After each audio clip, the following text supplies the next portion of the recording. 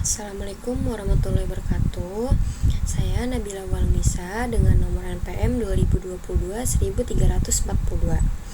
Jadi di sini saya ingin membahas satu kasus sengketa di KPPU yang berjudul Netflix versus Telkom, kontroversi pemblokiran layanan streaming di Indonesia. Adapun kronologi kasus dari kasus ini yaitu latar belakangnya pada tahun 2016, Telkom memblokir akses Netflix di jaringan IndiHome, WiFi ID, dan Telkomsel dengan alasan bahwa Netflix tidak memenuhi regulasi konten di Indonesia.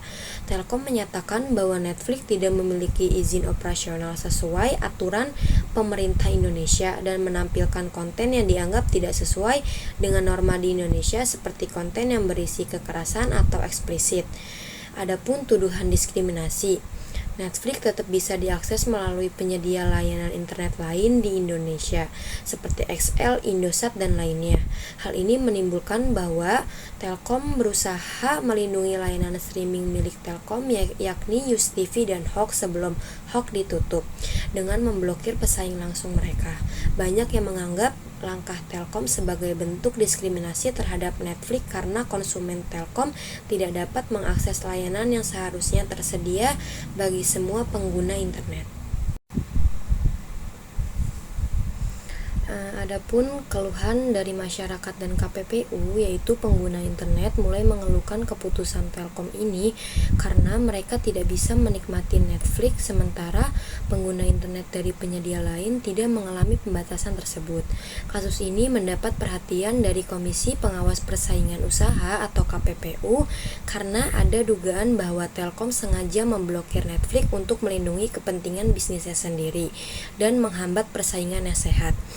Adapun pembelaan dari Telkom menyatakan bahwa pemblokiran tersebut didasarkan pada masalah regulasi dan keamanan konten, bukan karena diskriminasi atau praktik monopoli. Mereka juga menegaskan bahwa Netflix belum memenuhi persyaratan lisensi konten dan belum melakukan perjanjian dengan Telkom terkait penggunaan jaringan mereka.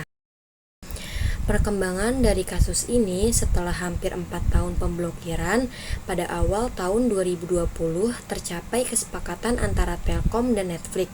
Kedua perusahaan sepakat untuk berkolaborasi dalam hal kepatuhan terhadap regulasi yang ada di Indonesia. Salah satu poin penting dari kesepakatan ini adalah penambahan fitur parental control oleh Netflix yang memungkinkan orang tua untuk mengontrol konten yang bisa diakses oleh anak-anak. Netflix juga berjanji untuk lebih patuh pada norma konten lokal dengan menghilangkan atau membatasi akses konten yang dianggap melanggar aturan di Indonesia. Setelah mencapai kesepakatan tersebut, pada bulan Juli 2020, Telkom secara resmi membuka kembali akses Netflix bagi pengguna layanan IndiHome dan Telkomsel. Langkah ini disambut baik oleh masyarakat karena akhirnya mereka memiliki kebebasan untuk memilih layanan streaming yang diinginkan. Adapun komentar saya terhadap kasus ini, jadi menurut saya kasus ini sebenarnya cukup rumit dan menunjukkan bagaimana kepentingan bisnis dan regulasi seringkali berbenturan dengan kepentingan konsumen. Tapi di satu sisi saya juga bisa memahami alasan Telkom yang mengklaim bahwa mereka memblokir Netflix karena masalah regulasi. Namun di sisi lain kelihatan juga ada unsur kepentingan bisnis di balik keputusan itu. Terutama karena Telkom mempunyai layanan streaming sendiri yang bisa jadi terancam oleh popularitasnya Netflix. Sebagai konsumen, tentu saja saya merasa dirugikan ketika akses terhadap layanan yang saya inginkan diblokir, sementara penyedia internet lain tidak menerapkan pembatasan yang sama. Ini terasa tidak adil, apalagi Netflix sudah menjadi salah satu platform hiburan favorit di seluruh dunia. Seharusnya konsumen diberi kebebasan untuk memilih layanan mana yang ingin mereka gunakan tanpa dihalangi oleh kepentingan bisnis penyedia layanan internet. Namun, di satu sisi saya juga mengerti pentingnya regulasi dan kontrol konten, terutama di Indonesia yang punya norma dan aturan tersendiri. Tapi menurut saya seharusnya masalah seperti ini bisa diselesaikan tanpa harus memblokir akses secara sepihak.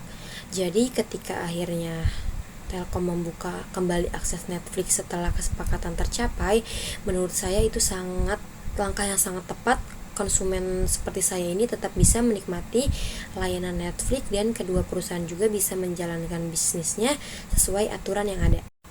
Sekian pembahasan saya tentang sengketa KPPU tersebut. Wassalamualaikum warahmatullahi wabarakatuh.